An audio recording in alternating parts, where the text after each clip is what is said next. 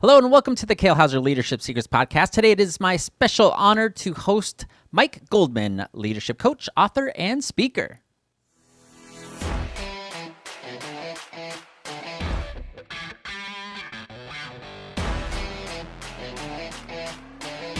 Hello, everybody, and welcome back to the Kale Houser Leadership Secrets podcast. My name is Kale Houser. Thank you so much for joining me today. I have an amazing guest that I want to bring to your attention. His name is Mike Goldman. He is a leadership coach, author, and speaker. He is doing some amazing things in the leadership space as far as coaching and consulting, and he has some pretty incredible books out right now. Mr. Goldman, thank you so much for joining me today. It has been my absolute kind of excitement as I've been reading through all your material and seeing what you've got going on to get to talk to you today. So thank you. Thank you. Looking forward to it. Yeah. So this is pretty exciting. So I was looking at your books, and as far as I'm aware, you've got 2 books published. Is that correct? That's true. All right, sweet. So you've got your first was Performance Breakthrough, which was in 2015, and then your most recent is Breakthrough Leadership Team. And I love your subtitle to this, Strengthening the Heart and Soul of Your Company, because that's really what leadership, at least in my opinion, is about. Is about being that business leader that strengthens your company. Can you tell us a little bit about that book? Why write these 2 books? And then just give us a little synopsis, if you don't mind. Yeah, it's funny. So as a leadership team coach, I, for many years, looked at the whole purpose of my business was about helping companies grow, helping companies scale. And I woke up in the middle of the night, couldn't fall back to sleep. And, you know, you get these wacky thoughts that come through your head in the middle of the night. Most of them are not really productive. But one productive one was somehow it came into my head that what I really do is I help build great leadership teams. Right. And I said, well, that's interesting. And I read a lot of books. I'm reading, I read about a book a week or so. And I said, if that's what I do, I probably ought to read a book or 2 or 5 totally focused on that, because that's kind of interesting. And I went and looked.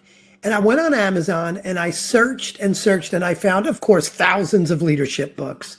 I found a bunch of team building books, but I said, I can't find one book that is totally focused on how you structure, attract the right people to build culture, build accountability, continue to develop and improve, execute with discipline for a leadership team, which is a very specific animal. And I said, well, if that book doesn't exist, maybe that's one I need to write. So I went and wrote the book, and it didn't change my coaching practice all that much because it was what I was already doing, but it changed a lot about how I think of my brand and my book and some of the speaking that I do. Right. Yeah, that's really interesting, because really the books that most authors write, especially if you're in the consulting coaching space, they just become the manuscripts for what you are pretty much already offering, and that kind of refines that a little bit and I guess formalizes it, if you want to use it as that term, being that author. That's really cool. Now, you used leadership team quite a bit in that scenario or that description, because most people that listen to my podcast, I've got a range of audience, so you may have, somebody that owns a plumbing shop or an HVAC, business, all the way to maybe financial advisors. Like, how do you define or differentiate between different types of leadership teams? And do you focus as part of your business on a certain kind, or do you kind of help all? Yeah, it's a great question. So in my business, my focus is on basically it's CEOs and their direct reports, and I work with them as a group. And it's funny, I get some CEOs calling me and saying, well, I don't want you to work with my team as a group. I just want you to work with me one-on-one. And frankly, I don't care how big a check they're willing to write me. I won't do that. And I tell them the reason I won't do that is because I say, I know if I'm not working with your team, half of what you tell me is bullshit, and I have no way of checking that out if I'm not working with your team. And it's not that they're lying. It's that they don't know half of what's really going on. So in my leadership team coaching practice, it really is that executive team that I work with. But for my book, for my speaking, and we'll talk later, maybe, I've got a podcast that I'm going to start coming up about building great leadership teams that I'm starting. That's my project for 2023. The way I define a leadership team, it doesn't have to be that executive team, but it's a team of folks that lead other people. So if you are an early stage entrepreneur and it's you and three helpers, what I talk about is ways to actually scale your business and grow that leadership team around you. Frankly, if you're a solo entrepreneur and you're not looking to grow a team, a lot of what I talk about may not be as relevant. But when I say leadership team, it's that executive team, but it could also be any team of folks that lead other people. Okay. Yeah, that's really fascinating. And I know I wanted to interject the half of the things that he's telling you is probably not true or accurate, and then the other half of what you're telling him doesn't make it to his teams or his or her teams. Because it's just that filter where we all, whether it's on purpose or not, we all have our own little bit of egos and pride points that we don't want to be told when we're wrong or if we're doing something wrong or even if we can improve something. And oftentimes we found too that filter kicks into place of usually out of a little bit of self-protection and pride, but outside of that, that's really interesting. And I like that concept. You talk about waking up at night and your mind just starts running. My mind is running right now as you've made that comment about working with teams solely, which is I think that's kind of the right way to do it to get the actual results and change that they're looking for to serve your clients. Cool. You talked also a little bit about team development and culture. Now, switching gears a little bit off of defining teams. Well, actually, I want to go back. Is there, because you talked about solopreneurs and entrepreneurs, do you work with a certain sect of teams? Are you more focused on like corporations that are well established, or do you handle the startups that maybe are looking to grow their teams? They've got their one or two and they're looking to expand. Yeah, I do. I'm working with a startup right now, but it's a startup that's got about 150 people.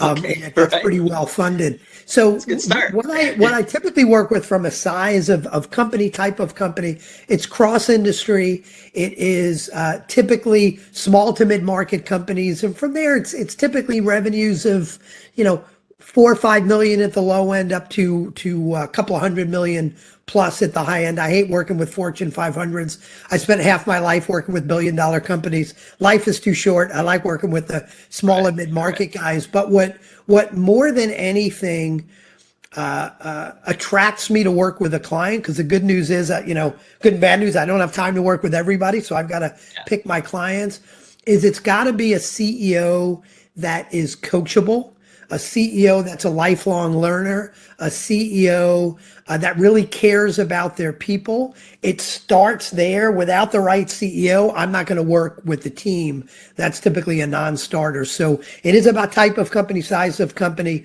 but just as important or more important is the CEO and where their head's at. And do you find that is that shift? You talked about not working with Fortune 500 companies, well-established companies. Do you find that's oftentimes the differentiator is the mindset of that CEO that is the big contributing factor? Oh, for me, and this is kind of, selfishly, it's just the folks I like to work with. When, in half my life working with Fortune 500s, I worked for big management consulting firms before I had my own business, which I've had over the last 15 plus years. It takes too long to turn that ship in a big company. You've got a great idea, or someone on the team has a great idea, and 5 board meetings later and 10 PowerPoint presentations, and the time passed. Now you can finally move. What I also found is when I work for the small and mid-market companies, I feel like I'm impacting people. I feel like, I get CEOs that say, man, I haven't been able to take a vacation in 5 years. And now I went to Europe for 2 weeks and the company's better than before I left. And with a Fortune 500, I never felt like I'd have that impact on people. Yeah, some investors were making a few more pennies because the company's more valuable, but I never felt like I was having that kind of impact on people. Right. Yeah, that's pretty neat. And because as coaches, as consultants, that's what drives us, is seeing those types of results and seeing that impact.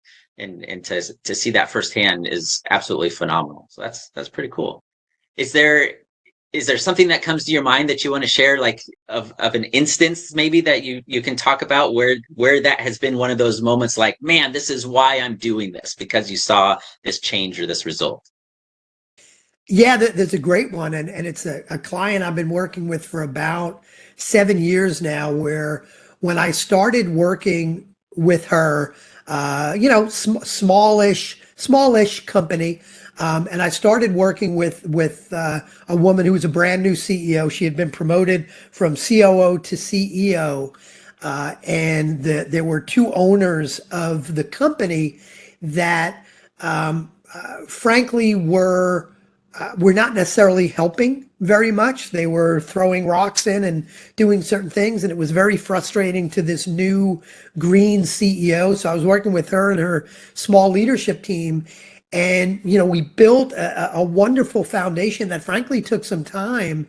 And 2 years after we started working together, from her being a green CEO, trying to figure out how to deal with these two owners that were not easy to deal with, she had gotten, with my help, she and her leadership team got the company to a point that she bought the company. The company had grown to a point that it had great value to her. She had grown to a point, her leadership team had grown to a point that they knew they could take it and run it. Without those two owners, they could do much more with the company. So she went from being a green CEO with a company that was flat top line for about 4 years straight.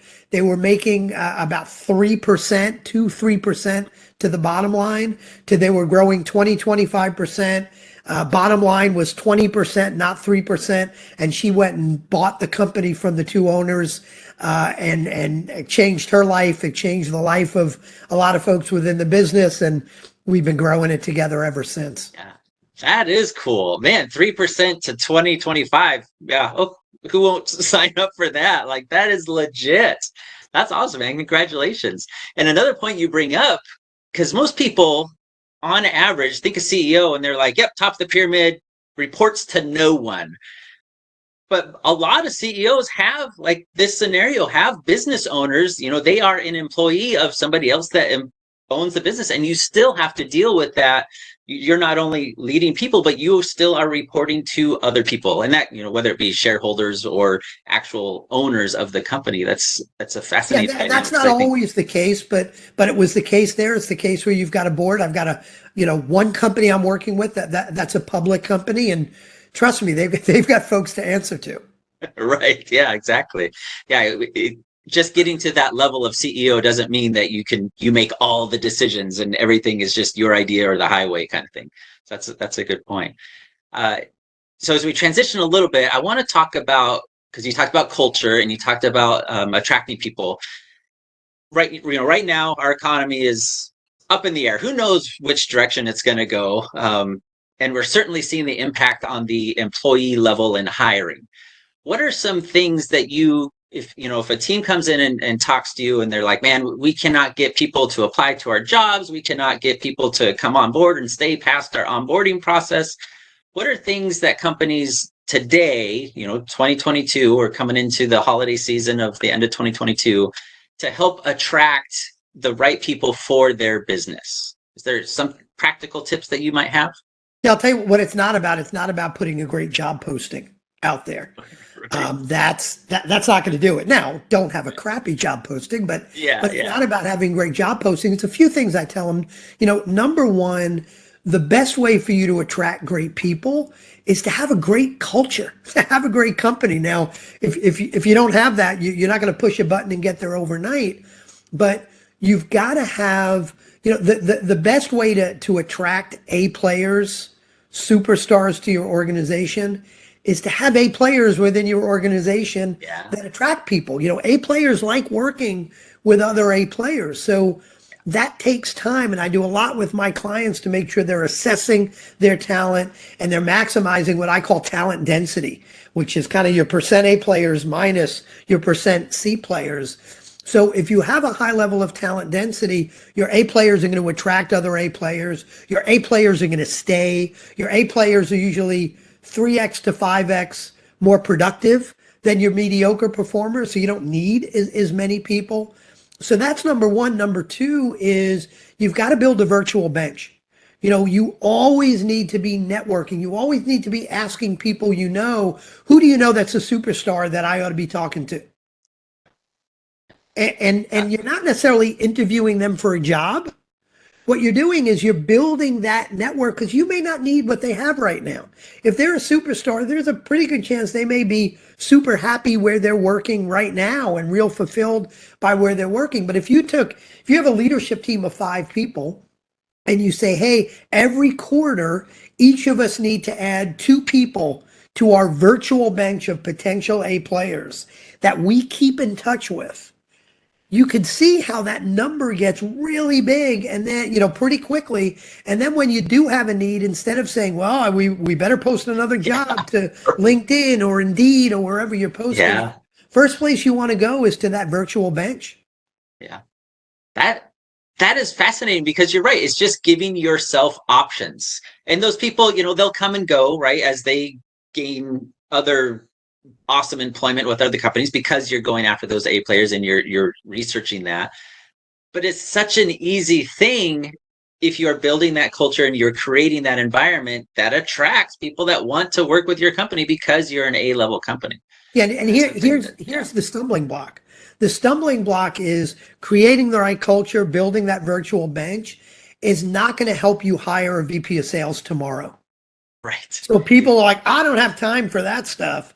I got to put out a great job posting and I just got to, if they could fog a mirror, we're going to bring them in here. And then you never solve the problem. So the challenge is you've got to take a longer term view of it or you're not going to fix the problem.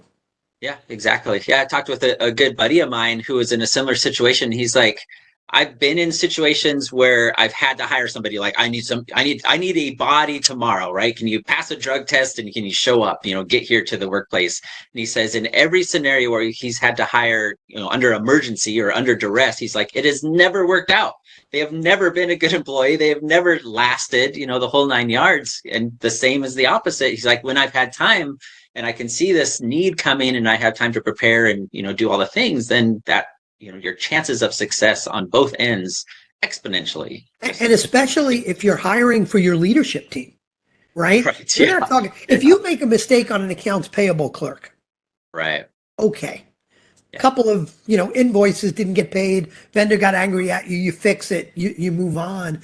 If you make a mistake hiring a COO or a CFO or a head of sales or a head of service, you make a wrong hire there, think about the cascading effect of the rest of the folks in your organization. Yeah, when you don't have somebody there's one of their primary roles is to be the thought leader, to be the visionary, and their vision is like, phew, just gone, or they have none whatsoever. Yeah, it's and A players don't work for B players very long. So if you've got great people down here and you got somebody mediocre up here, right, that's a big risk. Yeah, absolutely. I would say that's a lose right there because you're absolutely right, because they see that you're allowing that person above them to be a B player. And they're like, why am I putting forth all this effort if, it's not even going to be rewarded or even recognized? Yeah, that's pretty cool. Yeah, I like that. Yeah. Because I think too, and certainly you're dealing with a little bit different, type of clientele with businesses and that have formal teams. But so many small businesses in our country find themselves in this emergency situation and they just don't understand, because we've had people contact us too. And they're like, I need to hire these 5 technicians and all this type of stuff. And I'm like, awesome. That's great. I'm not a recruiter. Like, I can help you create a culture and all those types of things that you mentioned. But, this isn't, to get it, like you said, somebody to fog the glass tomorrow, which is a great expression. I like that a lot. Yeah. As we're moving on, because you talk about, well, first of all, I wanted to recognize this talent density, because I hadn't heard that term before. And I think it's pretty phenomenal to recognize that you do have different layers and they're all, serve a purpose. You can't have 100% A players, all the time. Like there needs to be, at least in my opinion, a mix, but you also need to understand what that mix is and the purpose of it too. I think that's kind of what you're alluding to with the talent density scenario. Well, I do agree that to say our goal is 100% A players, and I define an A player as someone who is, blowing their doors off from a productivity standpoint. But there's another axis, which is are they adding value to the culture? Are they living the core values? To say we've got to have 100% A players is not realistic, but I will say if you're talking about a leadership team of folks that lead others, you need to strive to get there. Because again, A players won't work for B players, too long. They will either leave or become B players themselves. So I think, if you look company wide, yeah, you're going to have a mix. I don't think there's ever a place for C players. You're not saying our goal is 10% C players in our organization. Right. So your goal is 0 C players. Right. You could live with some Bs and you want to strive to get a whole bunch of As. But on a leadership team, especially if you're talking about that executive team of folks reporting to the CEO, I believe, and I say this in Breakthrough Leadership Team in my book, on the executive team, you need to have all A's. If you have any B's, they better have A potential within the next 6 months or they don't belong. Yeah, absolutely. And that should definitely be defined and clearly expressed in your expectations as part of that hiring process. Like, yeah, we see your potential. You're not quite there yet, but we'll get you there, kind of thing. Yeah, definitely. Now, between coaching and authorship, writing books, Sure, that's a word. And then speaking, like, what have you got coming up? What's happening in your worlds in the near term, like early 20, as we finish out this year and then early 2023? You mentioned starting a podcast. What else kind of projects do you have coming up? I mean, that's the biggie. I typically have, in addition to just working on growing my business, and I've been doing, a whole lot more professional speaking, keynotes, some workshops is becoming a bigger part of what I do. Coaching is still the biggest part of what I do, will probably always be. But I typically have one big project each year. So my big project for 2023 is going to be getting my podcast off the ground. The working title right now is just called the Build a Great Leadership Team Show. Really simple and to the point. And then I do have, book number 3, which is all about, it's a little more of a self-leadership book about focus. I call it focus switching from a disempowering focus to an empowering focus. It's to build a great team. You got to be able to lead yourself before you can lead a great team. Writing that next book, I think, is 2024, maybe late 23, 2024. And the big project next year is getting the podcast off the ground. Yeah, that's cool. I suspected as we were talking that you had another book going, at least up here, and starting to take the little notes here and there as you steadily build it throughout the year. So that's pretty cool. And sounds like, just like most entrepreneurs that are, looking to help other businesses, you've got massive action taking place, not only with yourself, but to serve your clients. So that's pretty cool. And I'm looking forward to when you launch your podcast. Please make sure and let me know so we can get it out there and make sure people take advantage of it. That's pretty cool. Absolutely. Appreciate that. Yeah.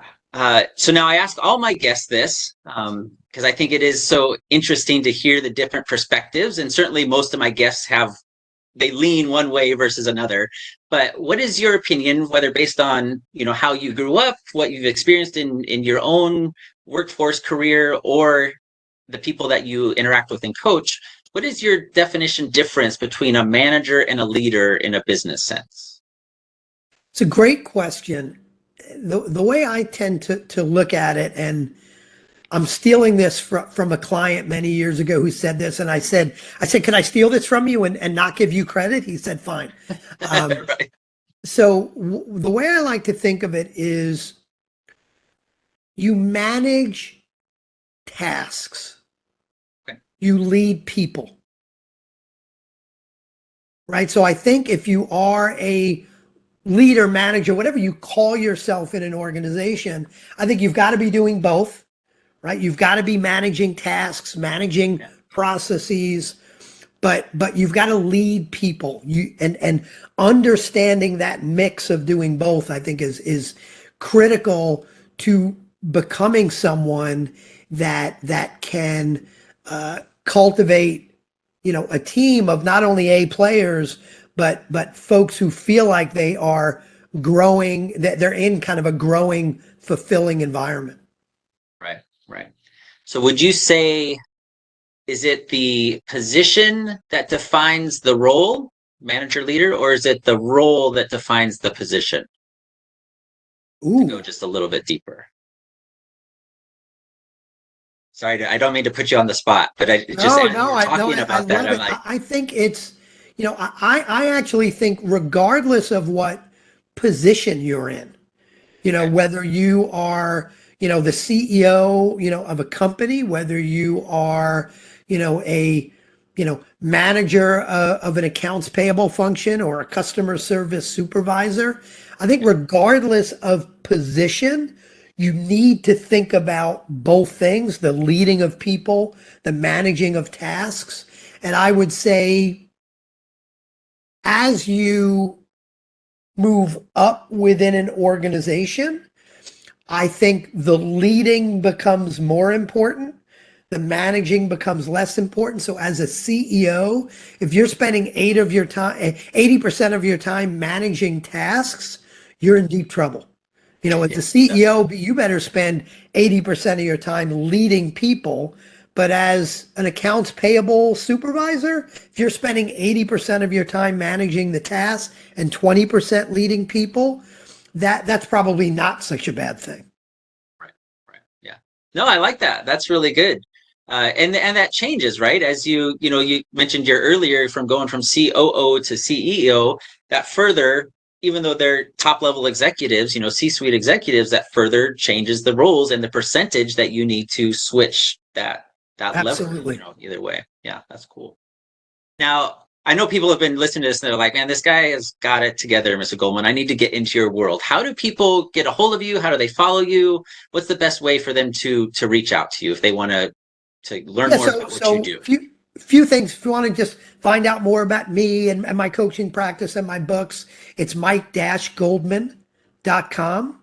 I couldn't get Mike Goldman without the dash. Somebody in Big Brother in Australia or something got that. But it's mike-goldman.com.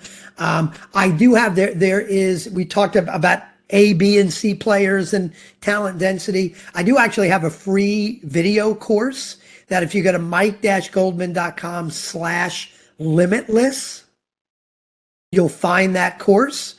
So that would be great. Buy my book, Breakthrough Leadership Team. And if you want to follow me on, I guess I'll pick Instagram. It's at Mike Goldman Coach on Instagram.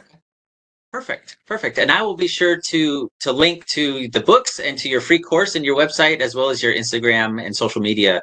So, if you're listening to this or watching on YouTube, scroll down. There'll be direct links straight to Mr. Goldman's world, and you can start following him and interacting with him that way. So that's really cool. All right.